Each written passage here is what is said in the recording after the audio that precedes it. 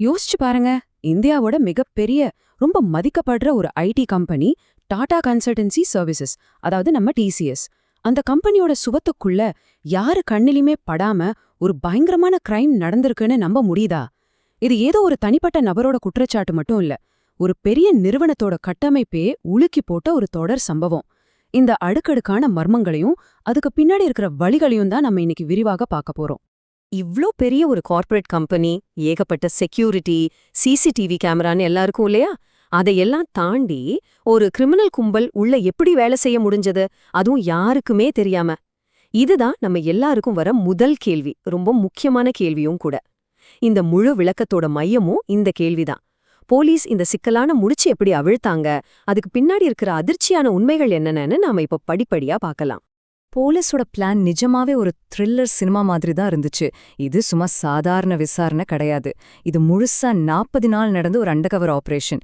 இதுல பெண் போலீஸ் அதிகாரிகள் கிளீனிங் ஸ்டாஃப் மாதிரி வேஷம் போட்டு அந்த பெரிய டிசிஎஸ் ஆஃபீஸ்க்குள்ள போயிருக்காங்க. அவங்களோட ஒரே குறிக்கோள் உள்ள என்ன நடக்குதுன்னு பக்கத்திலிருந்து பார்த்து யாருக்கும் சின்ன சந்தேகம் கூட வராத மாதிரி தட்ட முடியாத ஆதாரங்களை சேகரிக்கிறது தான். ஆனா போலீஸ் ஏன் இவ்ளோ பெரிய ரிஸ்க் எடுக்கணும்?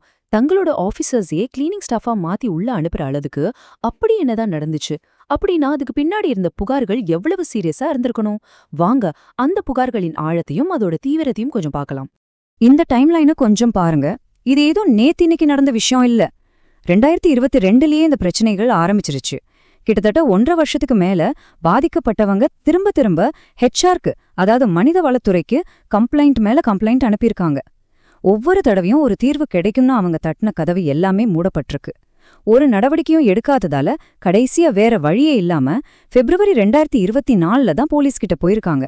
இவ்ளோ நாள் இந்த நிறுவனம் மௌனமா இருந்தது உள்ள பிரச்சனை எவ்ளோ பெருசா இருந்திருக்குன்னு நமக்கு அப்பட்டமா காட்டுது.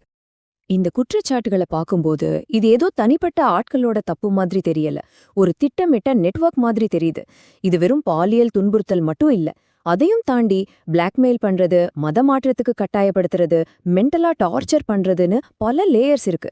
ரொம்ப கொடுமையான விஷயம் என்னன்னா, புதுசா வேலைக்கு வர்ற அசோக ஆதரவு இல்லாத பொண்ணுங்களை டார்கெட் பண்ணி இதை செஞ்சிருக்காங்க.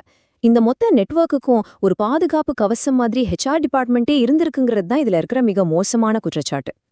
இந்த ஒரு வரி, இதுல தான் பாதிக்கப்பட்டவங்களோட மொத்த வலியுமே அடங்கியிருக்கு. குடும்பத்தோட கௌரவம், தன்னோட பேரு, இந்த 2 வார்த்தைக்காக தான் அவங்க இவ்ளோ நாள் அமைதியா எல்லாத்தையும் சகிச்சுக்கிட்டு இருந்திருக்காங்க. இந்த சமூக பயன்தான் குற்றவாளிகளுக்கு ஒரு பெரிய ஆயுதமா இருந்திருக்கு. இதனால தான் போலீஸ் நேரடியா உள்ள போகாம ரொம்ப ரகசியமா செயல்பட்டு முதல்ல பாதிக்கப்பட்டவங்களுக்கு ஒரு நம்பிக்கையை கொடுத்து அதுக்கப்புறமா ஆதாரங்களை சேகரிக்க வேண்டிய ஒரு கட்டாயத்துக்கு தள்ளப்பட்டாங்க. சரி, இந்த 40 நாள் த்ரில்லர் ஆபரேஷனோட முடிவு என்ன? கிளீனிங் ஸ்டாஃப் வேஷத்துல போன போலீஸ்க்கு என்ன கிடைச்சது? அவங்க எடுத்த ரிஸ்க் உண்மையை வெளியே கொண்டு வந்துச்சா? வாங்க விசாரணையோட முடிவுகள் என்ன சொல்லுதுன்னு பார்க்கலாம். விசாரணையோட முதல் கட்ட முடிவு, 7 பேர் அரெஸ்ட். ஆனா இதுல ரொம்ப அதிர்ச்சியான விஷயம் என்னன்னா, அரெஸ்ட் ஆனவங்கள ஒருத்தர் சீனியர் ஹெச்ஆர் மேனேஜர். யோசிச்சு பாருங்க, ஊழியர்களை பாதுகாக்க வேண்டிய ஒருத்தரே, அவங்களுக்கு ஒரு பிரச்சனைனா ஓடி போய் நிக்க வேண்டிய ஒரு அதிகாரியே இந்த குற்றத்துல சம்பந்தப்பட்டிருக்காரு. இதுதான் இந்த கேஸோட ஒரு பெரிய ஷாக்கிங்கான டேர்னிங் பாயிண்ட். கைது செய்யப்பட்டவங்கள டேனிஷ் ஷேக், தௌசிஃப் அக்தர் மாதிரி சீனியர் எம்ப்ளாயீஸ் இருக்காங்க. ஆனா போலீஸ் முக்கியமா தேடிட்டு இருக்கிறது நிதா கான்கிறவங்கள. இவங்க தான் இந்த கும்பலோட மூளையா செயல்பட்டு யார் யார் பலவீனமா இருக்காங்கன்னு அடையாளம் காட்டி அவங்கள டார்கெட் பண்ணதான் சொல்லப்படுது. இவங்க இன்னும் தலைமறைவா தான் இருக்காங்க. இவங்க பிடிபட்டாதான் இந்த நெட்வொர்க்கோட முழு உண்மையும் அதோட ஆணிவேர் எங்க இருக்குன்னு வெளியே வரும். 9, இது சும்மா ஒரு நம்பர் இல்ல, 9 தனித்தனி எஃப்ஐஆர். அப்படின்னா குறைஞ்சது 9 பேர் தங்களுக்கும் இதே மாதிரி அநீதி நடந்திருக்குன்னு தைரியமா முன்னால வந்திருக்காங்க. போலீஸ் உள்ள நுழைஞ்சதுக்கு அப்புறம் தான் இவங்களுக்கு இந்த தைரியமே வந்திருக்கு. இது அந்த ஆபீஸ்ல பிரச்சனை எவ்வளோ பரவலா எவ்வளோ ஆழமா இருந்திருக்குங்கிறதுக்கு ஒரு ரொம்ப வலிமையான ஆதாரம். சரி, அரெஸ்ட்லாம் ஒரு பக்கம் இருக்கட்டும், இது நம்மள ஒரு ஆழமான கேள்விக்கு கூட்டிட்டு போகுது. இது சில கெட்ட மனுஷங்க செஞ்ச செயலா, இல்ல அவங்கள உருவாக்கி காப்பாத்தின ஒரு சிஸ்டத்தோட தோல்வியா? ஒரு கம்பெனியோட பாலிசி எல்லாம் வெறும் பேப்பர்ல மட்டும் இருந்தா என்ன ஆகுங்கிறதுக்கு இது ஒரு மோசமான உதாரணமா? வாங்க இத பத்தி யோசிப்போம். சரியா? இந்த மாதிரி பிரச்சனைகளை தடுக்கத்தான் இந்தியால 2013ல பாஷ் சட்டம் கொண்டு வந்தாங்க. இதோட நோக்கம் ரொம்ப சிம்பிள். ஒவ்வொரு கம்பெனிலையும் கம்ப்ளைண்ட்ஸ பாரபட்சம் இல்லாம விசாரிக்க ஒரு இன்டர்னல் கமிட்டி இருக்கணும். இதனால பாதிக்கப்பட்டவங்க போலீஸ் ஸ்டேஷன் போறதுக்கு முன்னாடியே கம்பெனிக்குள்ளேயே அவங்களுக்கு ஒரு தீர்வு கிடைக்கணும். இது ஒரு பாதுகாப்பு கவசம் மாதிரி செயல்படணுங்கிறது தான் சட்டத்தோட நோக்கம்.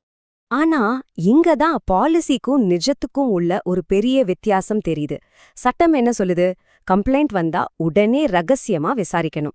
ஆனா டிசிஎஸ் நாசிக்ல என்ன நடந்ததா சொல்லப்படுது? அப்படியே உல்டா, புகார்கள் குப்பை தொட்டிக்கு போயிருக்கு. இது வெறும் சட்டத்தோட தோல்வி மட்டும் இல்ல, ஒரு நிறுவனத்தோட மனசாட்சியோட தோல்வி. இது வெறும் வாய்வார்த்த குற்றச்சாட்டு இல்ல, அதுக்கு ஆதாரம் இதோ. 78 பாதிக்கப்பட்டவங்க அனுப்பின 78 இமெயில்களும் மெசேஜ்களும் இப்ப போலீஸ் கையில இருக்கு. ஒவ்வொரு மெசேஜும் அந்த இன்டர்னல் கம்ப்ளைண்ட் சிஸ்டம் எவ்வளவு கேவலமா வேலை செஞ்சிருக்குங்கிறதுக்கும் பாதிக்கப்பட்டவங்களோட குரல் எவ்வளவு கொடூரமா நசுக்கப்பட்டிருக்குங்கிறதுக்கும் ஒரு தட்ட முடியாத சாட்சியா இருக்கு. சரி, இவ்ளோ நடந்ததுக்கு அப்புறம் இதுக்கு யாரு பொறுப்பு? தப்பு செஞ்சதா சொல்லப்படுற தனிப்பட்ட ஆளுங்களா? இல்ல அவங்கள கண்டுக்காம விட்ட மேனேஜ்மெண்டா? இல்ல இப்படி ஒரு சூழலை உருவாக்குன மொத்த சிஸ்டமா? இந்த வழக்கு இப்போ எந்த நிலைமையில இருக்கு? இது டிசிஎஸ் தாண்டி இந்தியா முழுக்க இருக்கிற கார்ப்பரேட் கம்பெனிகளுக்கு என்ன பாடத்தை சொல்லப் போகுது? இது இனிமே ஒரு லோக்கல் பிரச்சனை இல்ல. இந்த வழக்கு இந்தியாவோட உச்ச நீதிமன்றம் வரைக்கும் போயிருக்கு. இந்த ஒரு சம்பவம் இப்போ நாடு தடவிய ஒரு விவாதத்தை ஆரம்பிச்சு வச்சிருக்கு. கம்பெனிங்க தங்களோட ஊழியர்களோட பாதுகாப்புக்கு எந்த அளவுக்கு பொறுப்பேத்துக்கணுங்கிற விவாதம் இது. இதுல வர்ற தீர்ப்பு எதிர்காலத்துல லட்சக்கணக்கான ஊழியர்களோட பாதுகாப்பை தீர்மானிக்கலாம். கடைசியா நாம நம்மகிட்டயே கேட்டுக்க வேண்டிய ஒரு ஆழமான கேள்வி இருக்கு. இதோட உண்மையான ஆணிவேர் எங்க இருக்கு? டிசிஎஸ் மாதிரி ஒரு பெரிய கம்பெனியோட தோல்விலையா? இல்ல இத தடுக்க தவறுன நம்ம சட்டங்கள்ல இருக்கிற ஓட்டைகள்லையா? இல்ல இதையெல்லாம் தாண்டி பெண்களை நம்ம சமூகம் பாக்குற பார்வையில தான் பிரச்சனையா? எதிர்காலத்துல இந்த மாதிரி ஒரு சம்பவம் வேற எங்கேயுமே நடக்காம தடுக்க நாம எதை மாத்திக்கணும்? இந்த கேள்விகளுக்கு நாம தேடுற பதில்தான் இந்த வழக்குக்கு கிடைக்க போற உண்மையான தீர்ப்பா இருக்கும்.